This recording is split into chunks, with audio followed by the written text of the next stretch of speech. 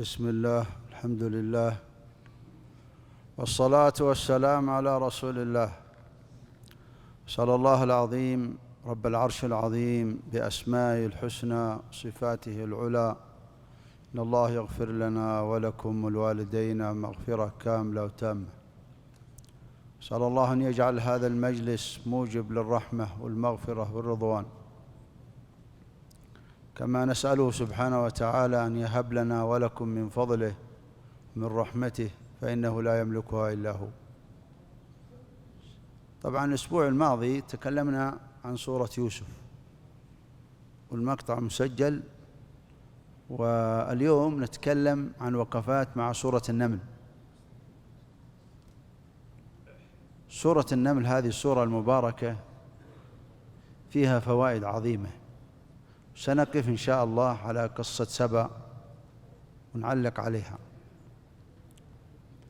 افتتحت هذه السورة طاسين تلك آيات القرآن وكتاب مبين هدى ورحمة للمؤمنين. في آخرها وأن أتلو القرآن فمن اهتدى فإنما يهتدي لنفسه ومن ضل فقل إنما أنا من المنذرين. طبعا هذه السورة أيها الكرام في فاتحتها بيّن الله أعظم نعمة للهداية، وأعظم سبب للهداية القرآن والرسول. أسباب الهداية كثيرة جدا، لكن أعظم سببين لها كتاب الله ونبيه عليه الصلاة والسلام. وهذا القرآن أيها الكرام كل ما يتلوه الإنسان ويأخذ منه بحظ وافر ينجو من الفتن. ما أحوج الناس إلى الرجوع للقرآن لأنهم لا يستطيعون يواجهون الفتن إلا بالعمل بالقرآن. الشيخ بن باز سألوه، قال واحد أنا الحقيقة ما أختم القرآن إلا بعد 2 و3. قال هذا طيب، ما في مشكلة، حتى لو تختمه بعد 4 أشهر أقل أكثر. أهم شيء في القرآن العمل به، أهم شيء في القرآن العمل به. حافظ للقرآن وما تصلي مشكلة، حافظ للقرآن ينظر حرام يسمع حرام يشرب حرام برضه مشكلة كبيرة. أهم شيء في القرآن العمل به. اقتضت سنة الله في الحياة إن أعظم سبب للنجاة في هذه الفتن وهذه المحن القرآن. لا يزال أعداد كبيرة من الأمة بعيدين عن القرآن، يعيشون بعيدين عن القرآن. ومن هنا الجيل الأول اللي نجوا دخلوا الجنة وبشرهم الرسول كانوا يعملون بكتاب الله، لأن في آخر الزمان يتخذ الناس رؤوس جهال. قالوا ليش رؤوس جهال؟ قال لأنهم يفتون بغير القرآن، يا يحرفونه يا يبتعدون عنه. ولهذا سبيل النجاة القرآن. هذا أول خط وأول موقف في السورة دي. الموقف الثاني: يا موسى أقبل ولا تخف. الخوف من الله نعمة، والمؤمن يخاف من الله. المنافق والفاجر يفعل المحرمات ويرتكب الكبائر، وكما قال الله في سورة الأعراف: فخلف من بعدهم خلف ورثوا الكتاب يأخذون عرض هذا الأدنى، يعني يأكلون الحرام ويقولون سيغفر لنا، وإن يأتيهم عرض مثله يأخذوه وسيغفر لنا. فالمؤمن يطيع الله وعنده وجل وعنده خوف من الله. والمنافق والفاجر يعصى الله ويأمن عذاب الله وما يخاف من الله ولذلك الله فوصف في سورة الصفات التسع للمؤمنين في سورة المعارج: والذين هم من خشية ربهم مشفقون إن عذاب ربهم غير مأمون. المؤمن يخاف عنده ذنب، يخاف إن الله ما يقبل منه، قلوبه مجلة خائفة. لكن الفاجر: يا رجال احنا أمة مرحومة، يا رجال الله كريم، أنتم لا تقنطون الناس. فتجد هذا يا جماعة فيه ناس يبغى يدخل الجنة بدون عمل، لا يصلي ولا يصوم ولا يخاف الله ويرتكب المحرمات ويجيب لك جميع المصائب، الفرائض مضيعها وحدود الله منتهكها، وتجي تقول يا ابن الحلال قال الله كريم، أنتم لا تقنطون الناس. يبغى يدخل الجنة بدون عمل. هذه اسمها الفئة، اسمها المرجئة، يعني يحسنون الظن بالله مع سوء العمل، يرجون ثواب الله بدون عمل، يرجون جنة الله بدون ما يحسنون. وهذا أيها الكرام كما سمعتم: وإن يأتيهم عرض مثله يأخذوه ويقولون سيغفر لنا. يرتكبون محرمات ولا يخافون من الله ولا يخافون لا عقابه ولا أيضا يرجون لله عظمة. ما لكم لا ترجون لله وقارا. عظمة. هذا الموقف الثاني. الموقف الثالث: النعم. طبعا سبحان الله أيها الكرام، داود وسليمان أعطاهم الله نعم كثيرة.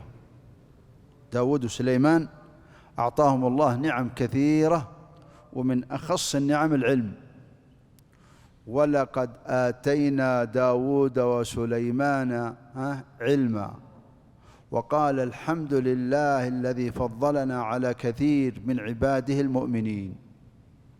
العلم نعمة، والعجيب إنهم هنا ما قالوا فضلنا على عباده المؤمنين، لأن في ناس أفضل منهم، فقالوا الحمد لله الذي فضلنا على كثير من عباده المؤمنين.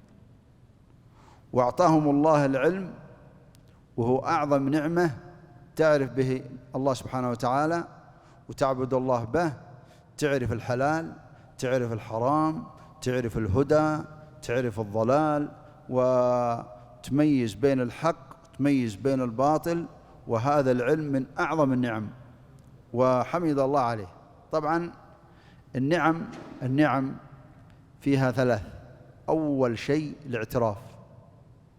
شوف سليمان لما جاء الكرسي في آخر السورة اللي هو العرش الملكة، قال هذا من فضل ربي.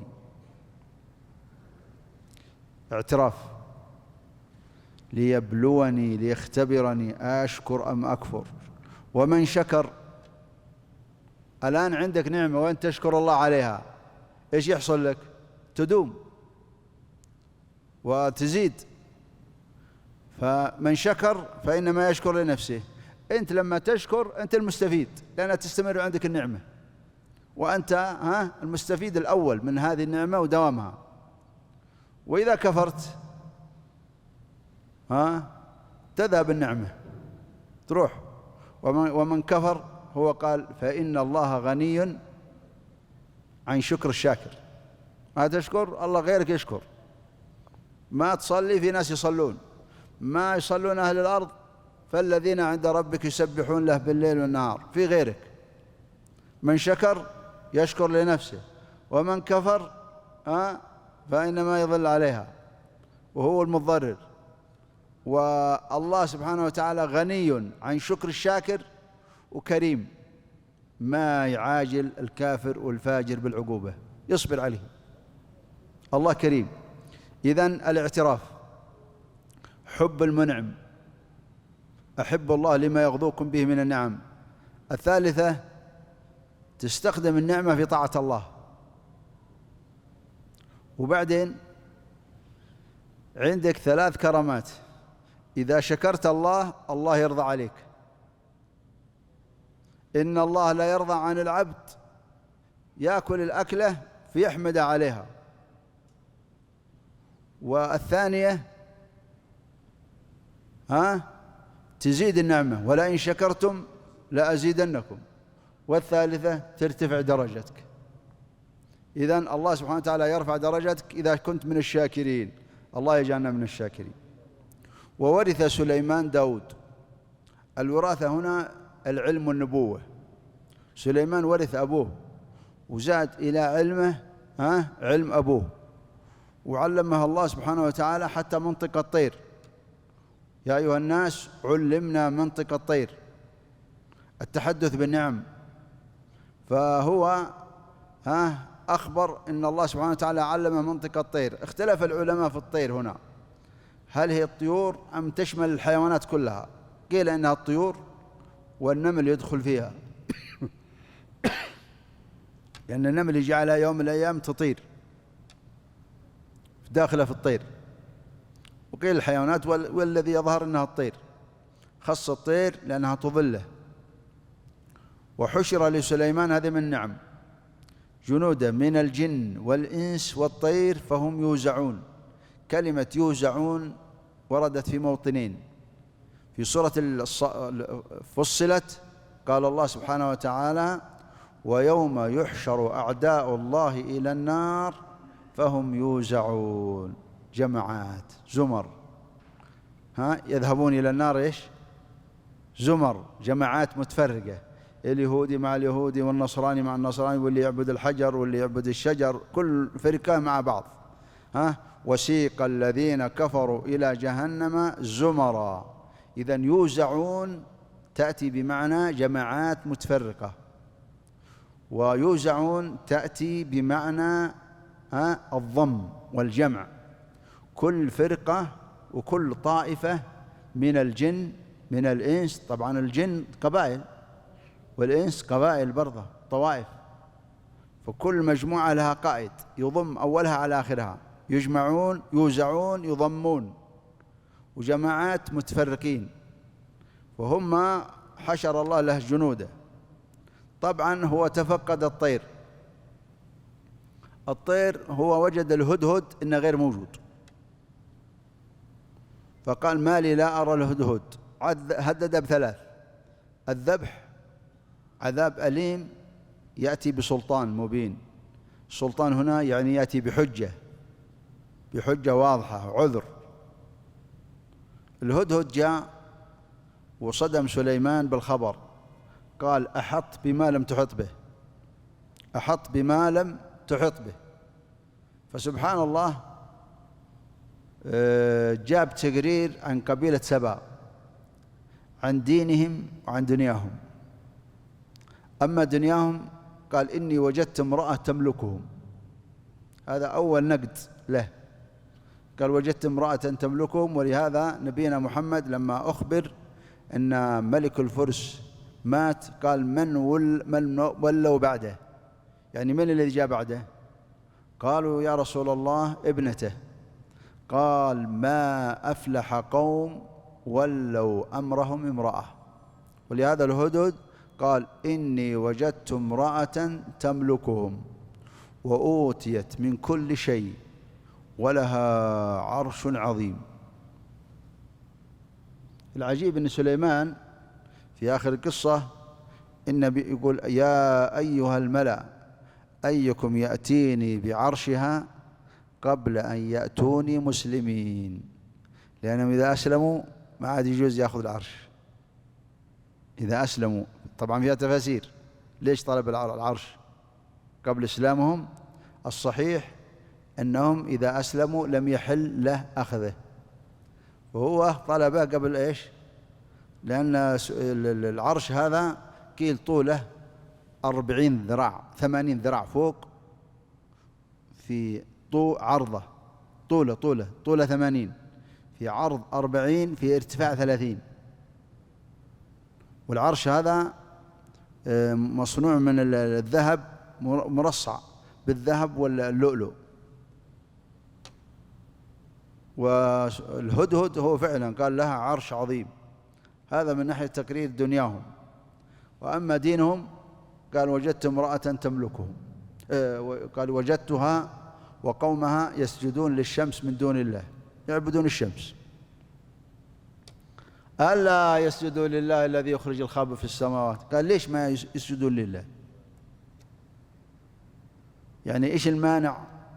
كما قال صاحب ياسين: وما لي لا أعبد الذي فطرني. ليش ما أعبد اللي خلقني؟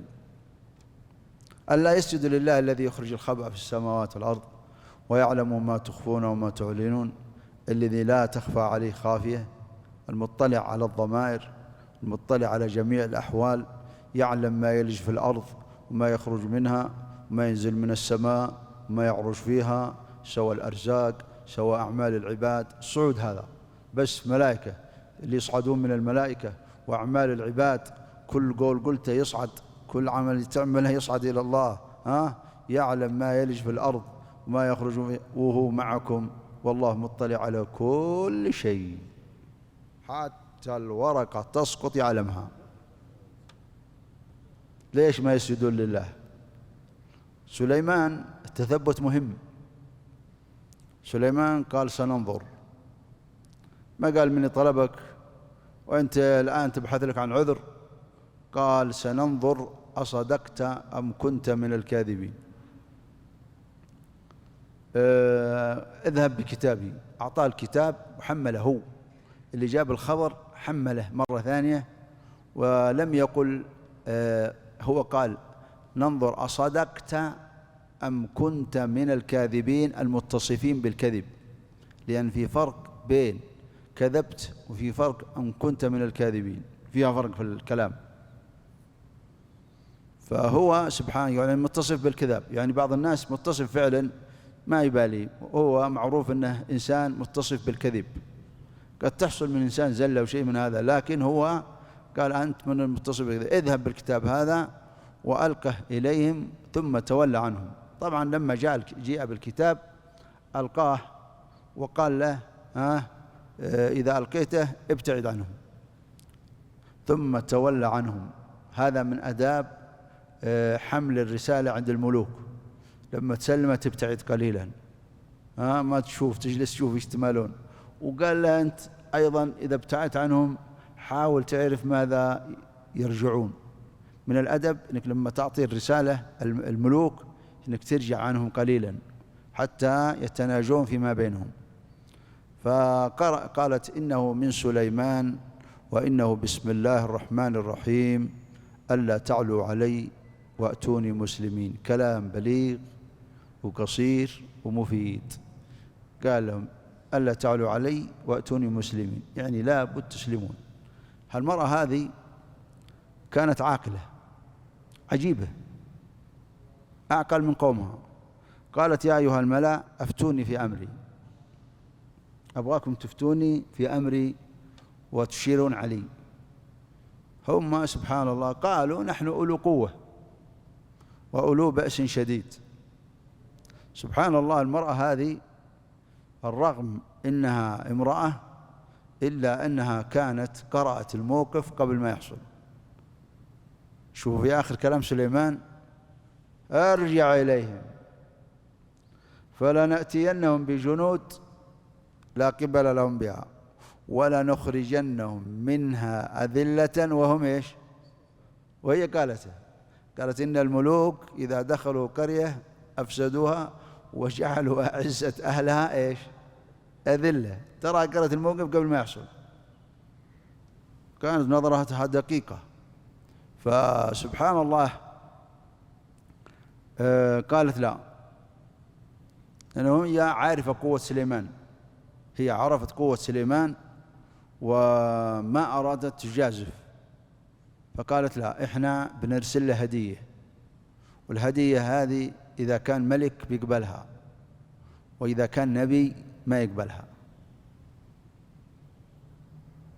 هدية رشوة، لأنه هو الآن يقول لابد من الإسلام، ألا تعلوا علي وأتوني مسلمين. فسبحان الله قالت نرسل له بالهدية ونصانعه ونبقى على ما نحن عليه، وإذا قبل الهدية بدينا احنا نتفاهم معه، وإذا كان نبي ما بيقبل. طبعا الهدية متى تكون رشوة؟ إذا كانت في إسقاط حق أو تعطيل حد. إسقاط حق، تسقط حق للغير، هذا رشوة.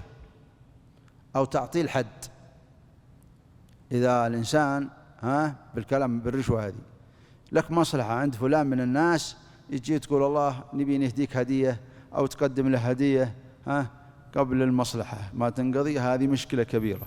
لكن لو تعطيه بعد ما تنتهي ما عندك مشكلة.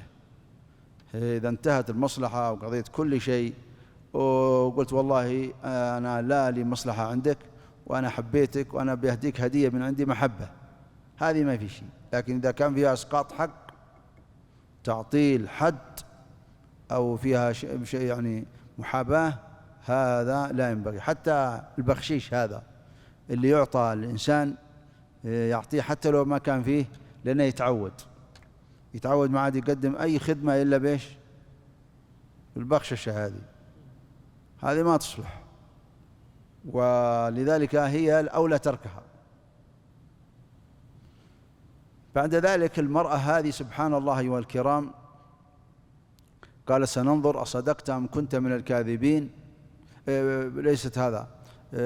بعد ذلك سليمان لما جاءت الهدية قال للرسول اللي جاب الرسالة ارجع إليهم فلنأتينهم بجنود لا قبل لهم. قال لهم طبعا من يجيب العرش هذا قبل ما يأتوني مسلمين قبل إسلامهم.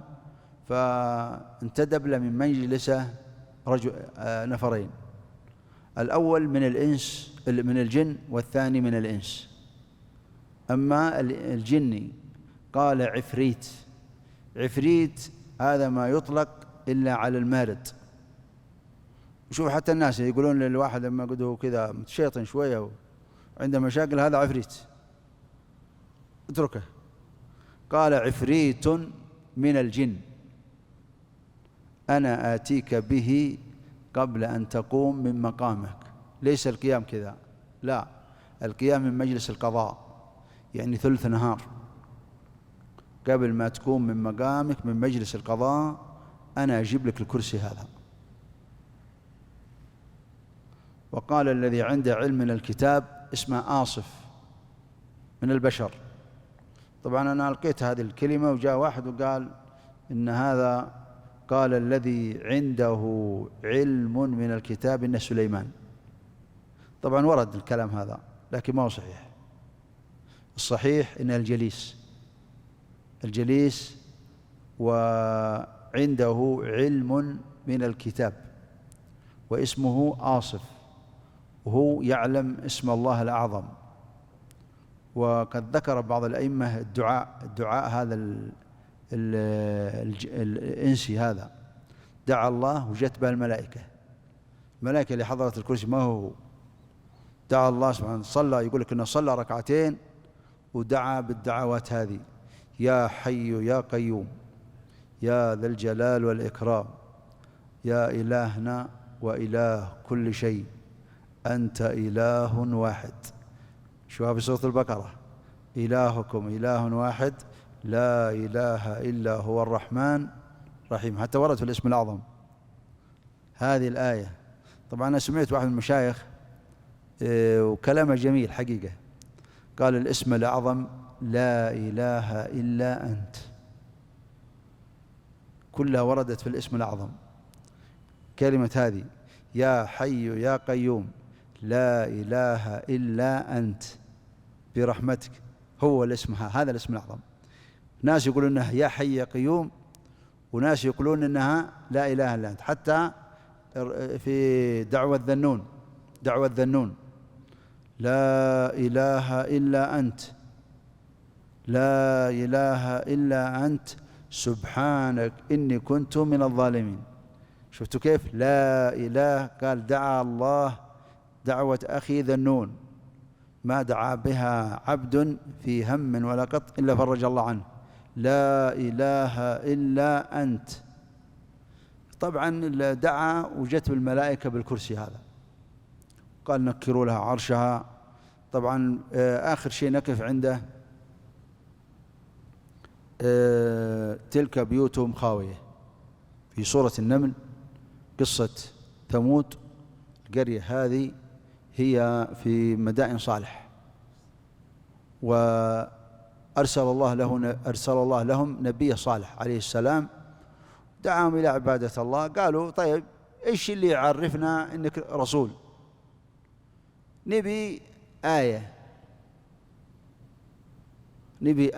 أي معجزة على صدقك، وإذا كنت رسول خرج لنا من الصخرة ذي تعجيز ناقة 10. قال خلاص، الناقة 10 هذه مشروطة ب3 شروط: ذروها تأكل في أرض الله، لا تمسوها بسوء، وإذا عقرتوها يجيكم عذاب أليم. في سورة القمر: إن مرسل الناقة فتنة لهم فارتقبهم واصطبر. طبعا سبحان الله يا إخوان، الشيطان دخل عليهم.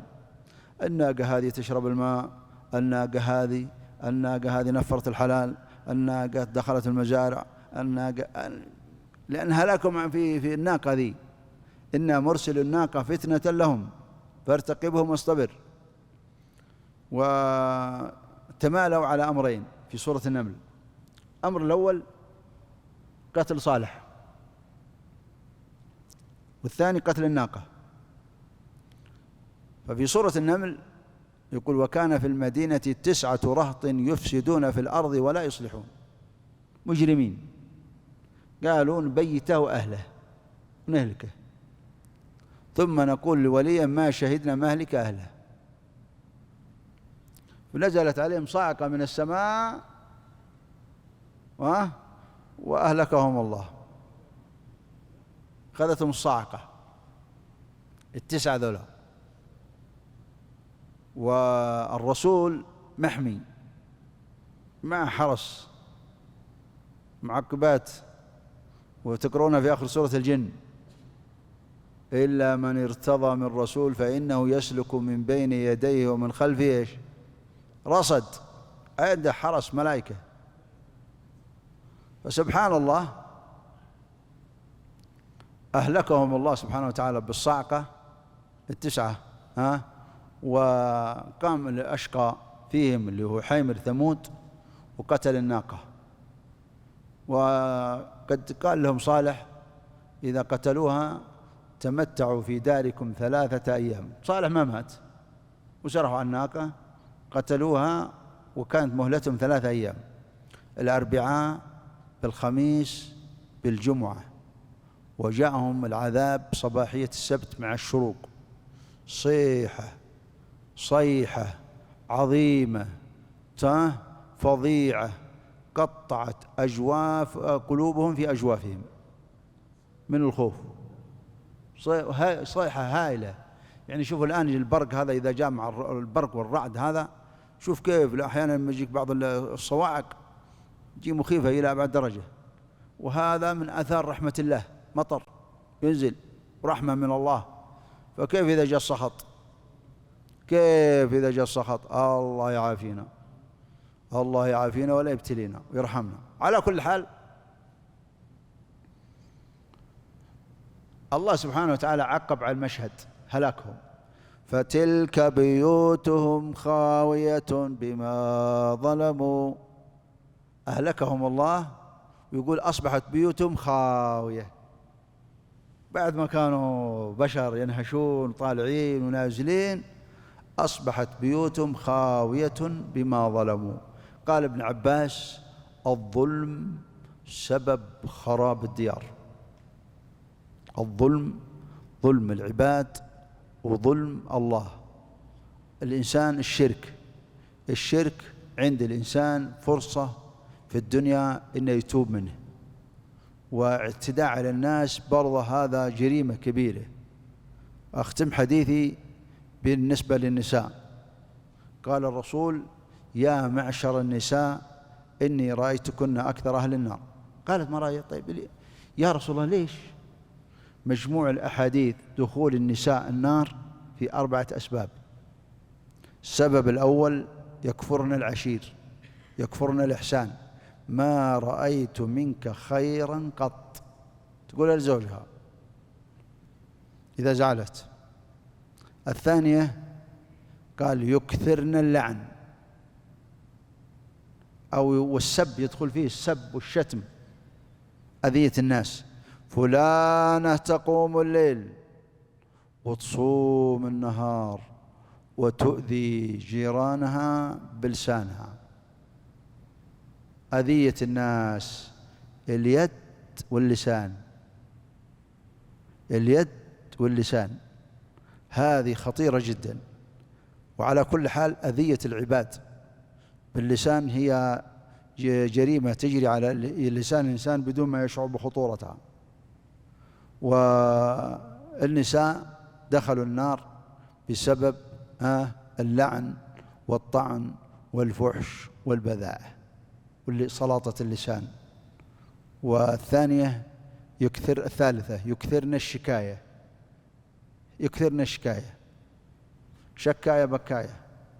دخل إبراهيم على ابنه إسماعيل وجد زوجته وهو غائب، قالت ذهب يستعذب لنا الماء أو قالت يصيد.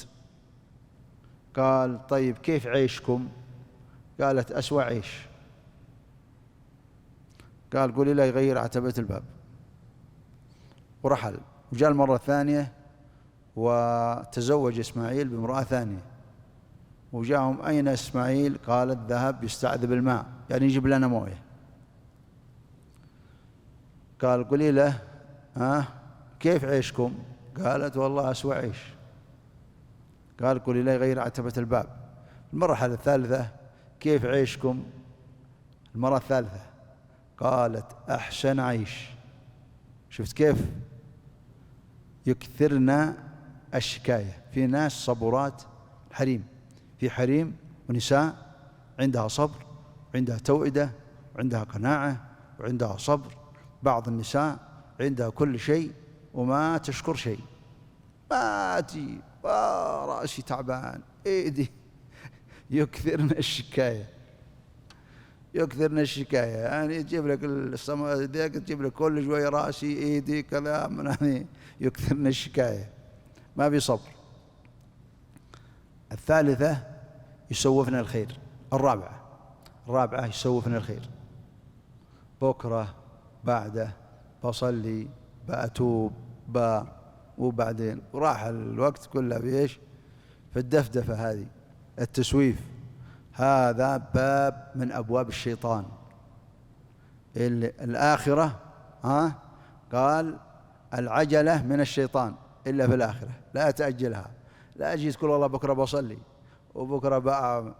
العجلة محمودة في كل شيء إلا العجلة مكروهة. العجلة مكروهة في شيء إلا في أمر الآخرة. أمر الآخرة لا تأجله، ما تدري ايش يحصل لك. بالنسبة للصلاة لطاعة الله ما هو بعدين بعدين بعدين بعدين. أمور الدنيا العجلة فيها مكروهة، وأحسن شيء فيها التوئدة. أسأل الله يرحمنا، الله يرحمنا وإياكم برحمته. اللهم إنك ترى مكاننا، تسمع كلامنا، لا يخفى عليك شيء من أمرنا. يا حي يا قيوم يا ذا الجلال والإكرام، يا ذا الجلال والإكرام. لا إله إلا أنت إلهنا وإله كل شيء. أنت إله واحد، أنت إله واحد لا إله إلا أنت يا رحمن يا رحيم. نسألك في هذه الساعة المباركة لنا ولأزواجنا ولذرياتنا ولوالدينا ولأزواج ذرياتنا يا رب العالمين وجميع المسلمين. اللهم يا حي يا قيوم لا إله إلا أنت، هب لنا رحمة من عندك، هب لنا رحمة من عندك، هب لنا رحمة من عندك، هب لنا رحمة من عندك تهدي بها قلوبنا، تشرح بها صدورنا، تيسر بها أمورنا، تغفر بها ذنوبنا، تستر بها عيوبنا، وتصلح بها ظاهرنا وباطننا وسرنا وعلانيتنا. اللهم هب لنا رحمة من عندك تدخلنا الجنة، تنجينا بها من النيران، توجب لنا بها حسن الخاتمة، ترفع عنا وعن المسلمين كل عذاب وكل بلاء وكل وباء وكل داء. هب لنا رحمة من عندك تخرج من قلوبنا الشبهات والشهوات، أمراض الشبهات والشهوات، وتشفي بها أبداننا من الأوجاع والأمراض والأسقام، وتشفي بها أرواحنا من الهموم والأحزان، وتيسر لنا بها الخير أينما اتجهنا. صلى الله وسلم وبارك على نبينا.